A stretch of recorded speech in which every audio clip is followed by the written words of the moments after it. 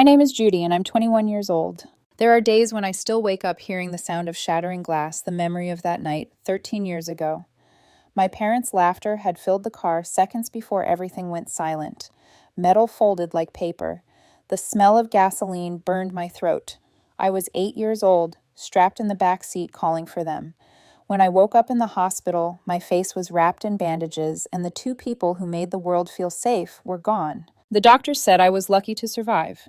But luck, as I would later learn, is just another word adults use when they don't know what else to say. The scars that ran across my face weren't something I could hide, not from mirrors, not from people's stares. Even when I smiled, the skin around my left eye tugged in strange ways, as if the accident had rewritten what my face could express. After the funeral, I met my grandmother for the first time. She stood beside the coffin wearing black gloves and a veil so thick I couldn't see her eyes. When she finally spoke, her voice was steady, almost cold.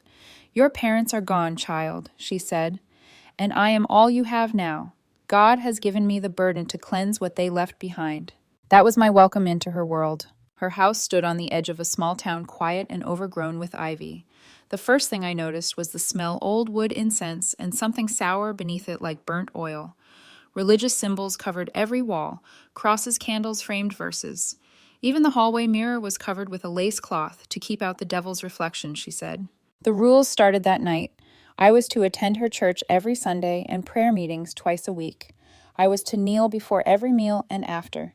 I was forbidden from watching cartoons or listening to music that wasn't hymns, and I was to pray for my parents' souls every morning for their godless life, she called it. The first time I told her I didn't know any prayers, she looked at me as though I'd confessed a crime. "You lived 8 years under sin," she whispered. "Your scars are proof." That night she made me kneel on the floor beside her bed. Her room was dim except for one flickering candle. She began to chant, her voice slow and rhythmic. I repeated each line, fumbling over the words until my knees ached and my throat went dry. When I asked if we could stop, she pressed her palm against my scarred cheek. Her skin was cold. "You will not stop until God forgives you," she said. Hours passed. I remember staring at the shadows dancing on the wall, wondering if my parents could see me, if they were angry too. When she finally let me go, I crawled into bed and whispered the words again, afraid that if I stopped, the punishment would come back worse. Days blurred into weeks. School was no refuge. Kids whispered behind my back, called me names. The teachers pretended not to hear. I learned to keep my head down, to move quietly, to take up as little space as possible. My grandmother told me this was humility. "God rewards those who endure in silence," she said. Sometimes I caught her staring at me when she thought I wasn't looking. Her eyes lingered on the scars, her lips moving soundlessly. Once I heard her whisper, "The father's sins stain the child." I asked her once what my father had done. She didn't answer. As months passed, I began to believe her. I stopped looking at myself in mirrors. I stopped asking questions. Every time my reflection caught me by accident, a window pane, a puddle, I saw what she saw, a face that was both mine and not mine, marked wrong. At night, when the house was silent, I'd trace my scars with my fingertips, feeling where the skin didn't line up anymore. I tried to pray the way she did, whispering words I didn't understand. I thought maybe if I prayed hard enough, God would let me wake up with a different face, the one I had before the accident. But each morning it was still me. The neighbors never visited. The church people only spoke to my grandmother in hushed voices. I once overheard one of them say, "She's raising that girl alone now." Poor thing, maybe God's testing her. Testing her, not me. I learned early that my pain was her performance. She treated my suffering like proof of her devotion. She'd tell visitors, "The Lord chose me to guide this lost child back to his light." Then she'd squeeze my shoulder so hard it left marks as if reminding me to smile. I didn't cry in front of her anymore. I saved my tears for when the lights were off, muffled under the blanket so she wouldn't hear. One night I heard her praying downstairs. Her voice was trembling, desperate, not like before. I crept closer to the door and listened. "Forgive me," she whispered. "Forgive what I brought into this house. The sin lives in her flesh. Let me be strong enough to cleanse it." I backed away, my heart pounding. For the first time I realized she wasn't just strict, she was afraid of me. That night when I knelt beside my bed, I prayed too, but not for forgiveness. I prayed for silence, for her voice to stop echoing in my head. Outside, rain tapped against the window. I pressed my fingers to the glass, imagining it washing me clean. My reflection looked back blurred and ghostly. I whispered to it, "If God made me ugly, maybe he'll make me good." Somewhere downstairs, my grandmother's prayer continued a low, relentless hum. And in that sound, something inside me began to crack. By the time I turned 13, silence had become my second skin. It was safer that way. In my grandmother's house, noise invited judgment. Laughter was arrogance, curiosity was rebellion, and questioning was sin. So I stopped doing all three. Mornings began before dawn. I'd hear the bell she rang, a small silver one she claimed summoned angels. To me, it sounded like the start of another sentence I hadn't finished serving. We prayed before breakfast, before leaving for school, and again when I returned. My grandmother said each prayer washed away a fraction of my father's transgressions. I never knew what those transgressions were. She never said, but I carried them like invisible stones in my chest. School wasn't an escape. It was a mirror. Kids whispered about my scars. Some called me Stitched Smile. Others stared too long, then looked away guilty, but curious. I started wearing a cotton mask years before they became normal. It gave me a kind of peace anonymity. If they couldn't see my face, maybe they couldn't see the sin either. When teachers asked me to speak in class, I'd freeze. Words felt like traps. I'd say something ordinary and someone would laugh. So I spoke less. Eventually, not at all. At home, my grandmother mistook my silence for obedience. She'd nod approvingly whenever I bowed my head and folded my hands. "Quietness pleases the Lord," she said once, but her eyes betrayed something else, relief maybe, as if she believed my quiet meant the demon inside me was sleeping. She started talking more about spirits, about temptation, about how the devil whispers through worldly distractions. She unplugged the TV one afternoon and carried it to the attic. "The devil lives in screens," she said. I wanted to ask if he lived in mirrors too, but I didn't dare. That night, I found an old laptop in the attic buried under hymn books. It was covered in dust, but it worked. My grandmother had used it years ago for church bookkeeping. She'd forgotten about it. I told myself I'd only use it for homework. But that first night, curiosity took over. I opened the browser, typed "people with scars," and hit enter. Thousands of faces appeared. Men, women, children, all with marks like mine. Some smiled, some didn't hide. A few wrote about surviving accidents, surgeries, burns. They weren't cursed. They were just living. I read until my eyes burned. Then I found a small forum where people shared their stories. It was quiet, supportive, human. I created an account under a fake name, Ashes and Grace. That's where it began, my first act of rebellion. I posted one message. "Does it ever stop hurting when people look at you like you're broken?" The first reply came minutes later. "Yes, when you realize they only see what you let them see." Something inside me shifted. I wasn't sure what, but it felt like breathing for the first time after years underwater.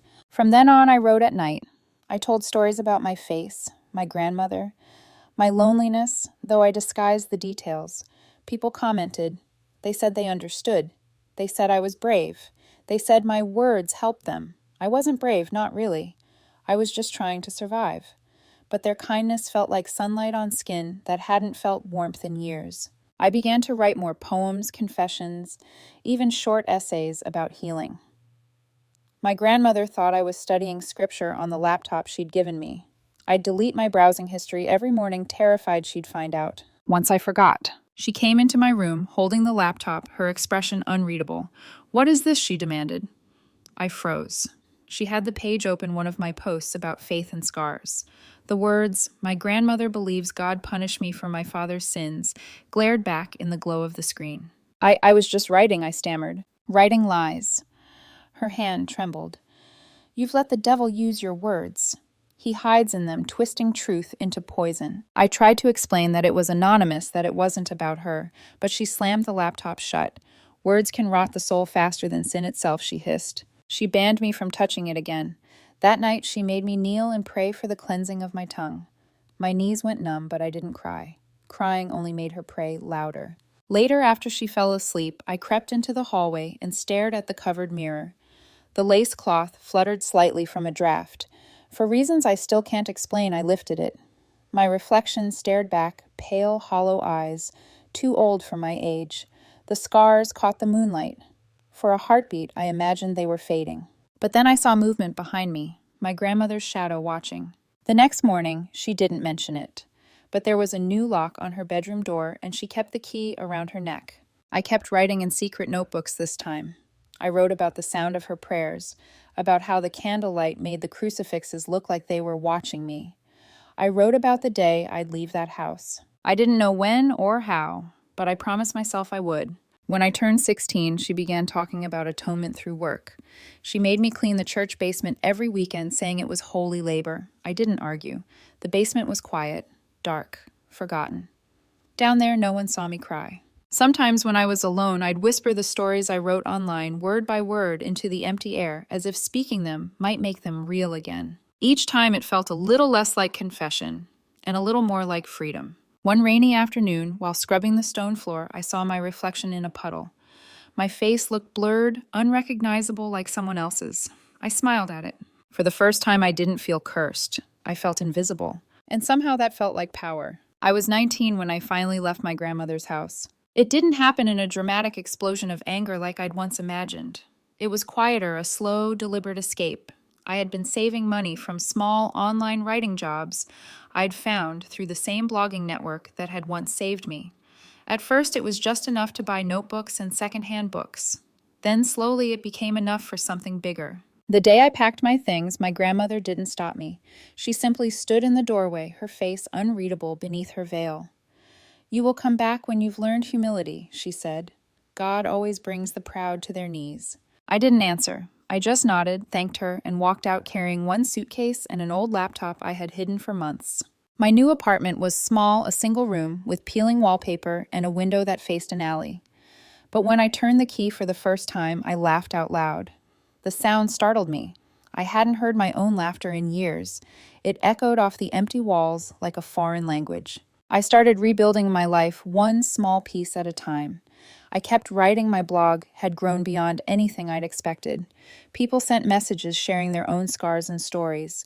They told me they saw strength in me. I didn't always believe them, but their faith made me stronger. Every now and then, I visited my grandmother. I thought distance might soften her. It seemed to. We spoke politely, even laughed once or twice, though the conversations were thin and fragile. She never mentioned my scars again. I started to believe foolishly that time was healing us both. For 3 years, I saved every dollar I could. I skipped birthdays, skipped outings, skipped everything that didn't bring me closer to my goal, the surgery. It wasn't vanity, it was survival. I wanted to look in the mirror and not flinch. I wanted to see myself not the girl who carried someone else's punishment. When I finally had enough, I booked the appointment at a private clinic. The doctor was kind, gentle in his words. "We'll only smooth the scar tissue," he said. "Your face will still be yours." I nodded, even though I wasn't sure what mine meant anymore. The night before the surgery, I dreamt of my grandmother standing over me, whispering, "You can't carve sin away." I woke up shaking, but didn't cancel. The surgery went well. The pain after was sharp, but it was a clean pain, the kind that meant change. For weeks, I kept the bandages on, careful and hopeful. When the day finally came to remove them, I stood before the mirror, breath caught in my throat. The reflection looking back at me wasn't perfect. A few faint lines remained, but I saw something I hadn't seen since childhood possibility. I smiled, really smiled, and for once the smile didn't twist wrong. Tears blurred my vision, and I whispered, "I'm free." I wanted to share that freedom. My grandmother was still my only family, and some small, naive part of me hoped she would see what I saw healing. So I bought groceries, baked bread, and drove to her house on a sunny afternoon. I rehearsed what I would say. "Grandma, I'm better now. I'm not trying to erase God's work, I'm trying to find myself." When I pulled into the gravel driveway, she was already on the porch, hands clasped. She squinted toward me, then froze. Her eyes went wide as if she'd seen a ghost. "Grandma," I said softly, stepping out of the car, "it's me." She backed up a step, her hand flying to her chest. The color drained from her face. "Lord, protect me," she whispered. Then louder, "Lord, protect me." I blinked, stunned. "It's just me, Judy. She interrupted, voice trembling. You defiled the face God gave you." "Grandma, please listen." "Do not speak his name with that mouth," she screamed. Her voice cracked like a whip. "You let vanity in pride. You changed his punishment into mockery." The words hit harder than I expected. "It wasn't vanity," I said, my voice shaking. "It was to help me feel normal again." Her expression hardened, all pity gone. "Normal, you were born to carry sin. You were chosen to suffer for what your father did. You threw it away." Something inside me snapped. It wasn't a curse, I said. It was an accident. You made it a curse. Her hands trembled as she lifted her crucifix. You've been led astray by the devil. You need repentance, child. Leave this house before you bring more evil upon it. My throat tightened. I just wanted you to be proud of me. Pride is the devil's work, she spat. I felt tears sting my eyes, but this time I didn't hide them. Then maybe I don't need your God anymore. Her face twisted in horror. Blasphemy, she cried, stumbling backward.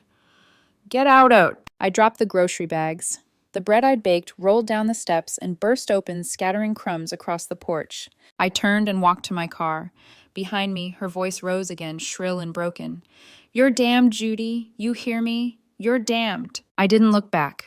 The words followed me all the way down the road, echoing like a curse stitched into the air. When I reached my apartment, I sat in the dark for hours.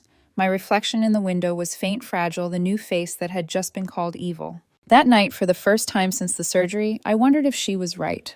But then I remembered the doctor's words, the kindness of strangers online, the laughter that had filled my empty apartment that first day I moved out.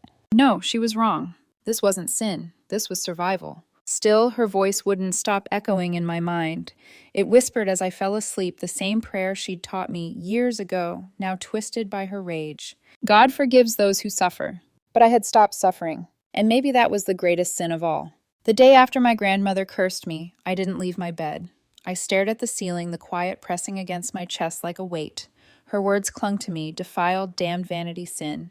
They repeated in my head like a hymn I couldn't forget. By the third day, I forced myself to get up. I made coffee, opened my laptop, and stared at the folder I had kept hidden for months. It was labeled manuscript. Inside were the pages of a story I had written, piece by piece, therapy sessions, turned journal entries, then chapters. My therapist had once told me, when you write it down, you take away its power. But what she didn't know was that the writing had grown into something else. It wasn't just therapy anymore, it was testimony. I had written about everything, the prayers on bloody knees, the covered mirrors, the nights I believed my scars were divine punishment. I changed names, altered details, but anyone who knew the truth would see it. My grandmother's shadow haunted every page.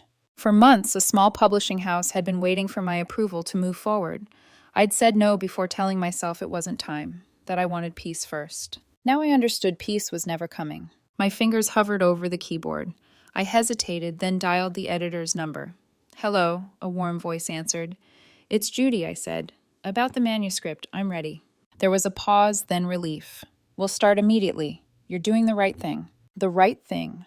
The words sounded hollow. Still, when I hung up, something in my chest loosened like an old chain falling away. 3 months later, the book was published. The Scars of Faith. At first, only my small online community noticed. They posted reviews, shared excerpts. Then one day, a bigger platform picked it up an article titled, Young Woman's Memoir Exposes Hidden Religious Abuse. Overnight, everything changed. Emails poured in. Messages from strangers who said they'd lived the same story. Parents who apologized to their children.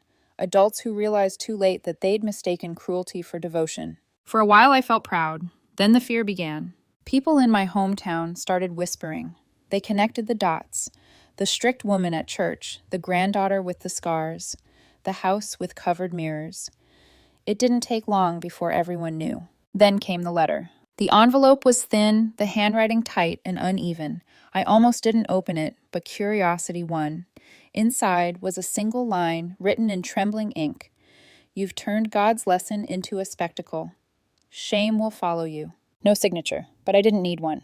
A week later, I heard from an old neighbor. The church elders had summoned my grandmother. They'd read the book. Some believed her guilty, others claimed I was possessed by vengeance. Either way, the whispers became too loud to ignore. Then one morning, I got a call from a local journalist. Your grandmother has been expelled from her religious organization, she said. I didn't know what to say. She refused to repent, the journalist added. They said she endangered the faith with fanaticism. I hung up. My hands were shaking.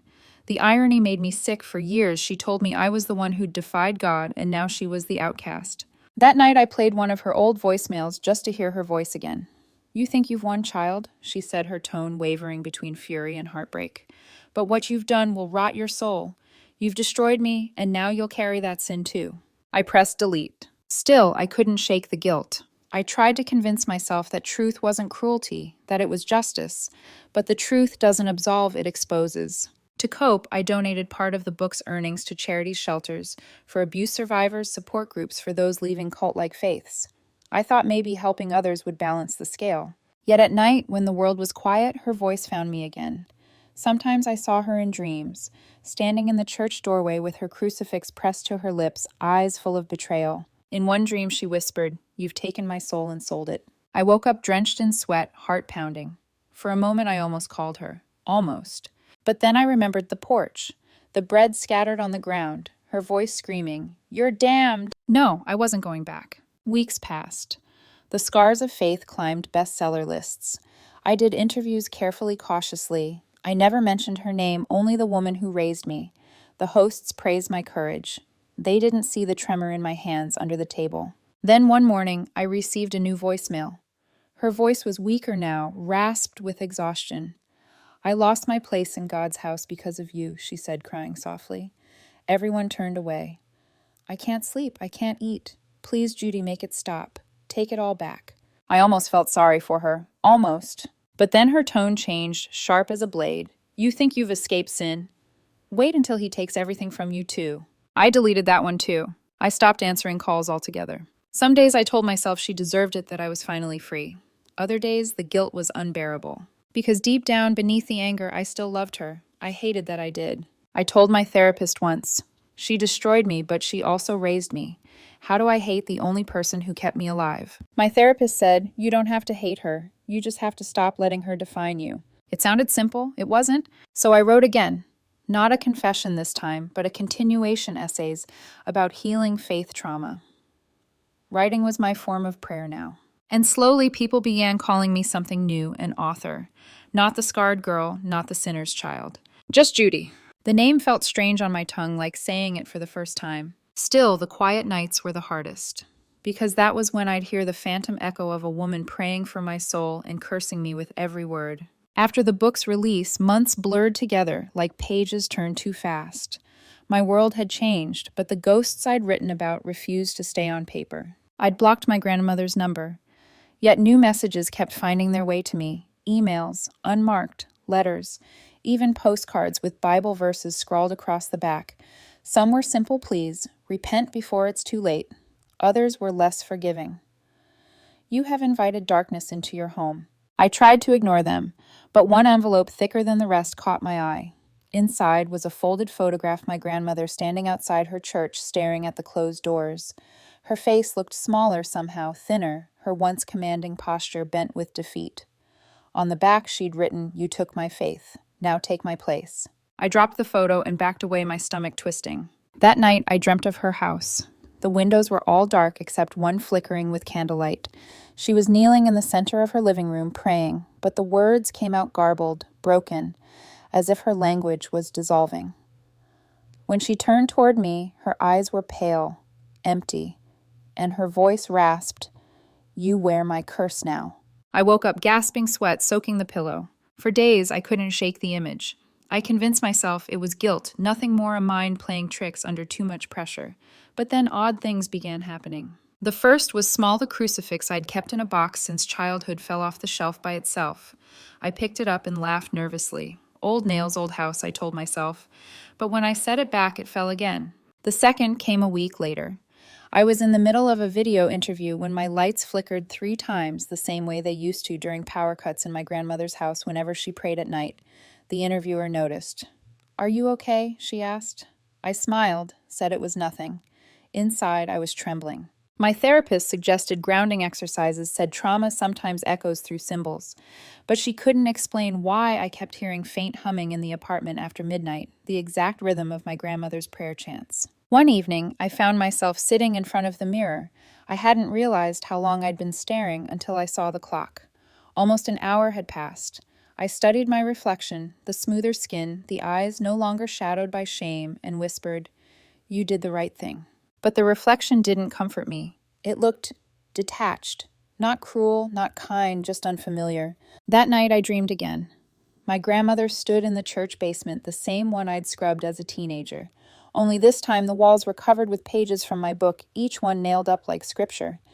She tore them down one by one, muttering prayers under her breath. When she reached the last page, the chapter about the day I left, she pressed it to her chest and whispered, "This is my gospel now." I woke to the sound of my phone buzzing. Another email. No sender name, no signature, just a single sentence. "There's room for both of us in hell." I reported it, blocked the address, told myself it was some angry reader or an online troll. Still, I couldn't sleep that night. The shadows in my room seemed heavier than usual. A few days later, I got a call from a mutual acquaintance. My grandmother had stopped attending her church gatherings altogether. "She doesn't open the door anymore," the woman said. "Sometimes neighbors hear her talking to someone, but she lives alone." A chill crawled up my spine. "Talking to who?" I asked. The woman hesitated. "She says she's speaking with you." I hung up without answering. For the next few nights, I left the lights on while I slept. I told myself I wasn't scared, just cautious. But the truth was, I could feel something shifting inside me, not just fear, but sorrow. Because even after everything, a part of me still loved her. I started drafting a letter one I never intended to send. "I forgive you," it began. Then I crossed out the word forgive. It didn't feel right. Forgiveness implied I still owed her something. Instead, I wrote, "I understand." That was enough. I folded the letter, placed it inside my journal, and decided to stop hiding from the mirror. I sat before it again, same chair, same faint hum of the city outside. This time I didn't flinch. The face staring back wasn't cursed or blessed, it was simply mine. I whispered to it, "You are not her burden anymore." And for the first time since I was a child, I believed it. The next morning, a final email arrived. No message, no text, just an attached image. It was her house, door half open, curtains drawn, and in the doorway a faint shadow that looked almost like someone kneeling. The caption read, "You took my faith, now take my place." My hands shook as I deleted it, but even after it was gone, the words lingered like a stain. Because maybe in some way she was right. Maybe we had always been mirrors of each other, one reflecting devotion, the other defiance, both desperate to be free. Time has a strange way of healing you when you stop looking for permission to heal. By the time the 1-year anniversary of my book came around, the noise had faded, the interviews, the gossip, the angry letters, even the nightmares. The world had moved on, and so quietly had I. I enrolled at the local university and began studying psychology. I wanted to understand what breaks people and what allows them to rebuild. On the first day of class, I sat in a lecture hall surrounded by strangers who didn't know my story. No one stared. No one whispered. For the first time in my life, anonymity felt like grace. Between classes, I kept writing. Not about pain this time, but about recovery essays, about empathy, forgiveness, and the strange freedom of not needing to be understood. My blog turned into a small community for people learning to reclaim their own voices. Some wrote to me privately saying they'd left controlling families or churches after reading my book. Each message felt like a thread weaving something new connection instead of fear. Then one afternoon, while I was studying at a coffee shop, I received an email with a subject line that made my hands freeze over the keyboard. Documentary proposal. Your story matters. A production company wanted to adapt The Scars of Faith into a documentary. They believed my story could help others living under the shadow of religious trauma. My first instinct was to decline. I didn't want to live those memories again, especially on camera. But then I thought of all the messages from people who'd said my book gave them courage. If I'd survived it, maybe showing it could help someone else survive too. So I said yes. Filming began months later. They interviewed me in my apartment surrounded by soft lighting and stacks of books. At one point, the director asked me, "If your grandmother were still here, what would you say to her?" For a moment, I couldn't speak. The questions settled in the air, heavy and electric. Finally, I said nothing. I think silence would be kinder than anything I could say. The director nodded, eyes glistening. We moved on. Not long after filming wrapped, I received news from the same neighbor who had called me months ago. My grandmother had passed away. Alone. They found her in her chair, a rosary tangled in her fingers, the curtains drawn tight against the light. I sat for a long time holding the phone. There was no anger, no triumph, no relief, just a quiet ache, the kind you feel when a door closes on something that once defined you. That night I walked to the mirror, the one that used to terrify me, the one that had reflected guilt and shame for most of my life. I looked straight into it, letting the silence settle. The woman staring back looked older, yes, but lighter too. For years, I'd carried my grandmother's judgment like an inheritance. Every scar, every word she'd spoken, every prayer she'd forced me to recite. But now, as I studied my reflection, I realized something simple. She had never been praying to God.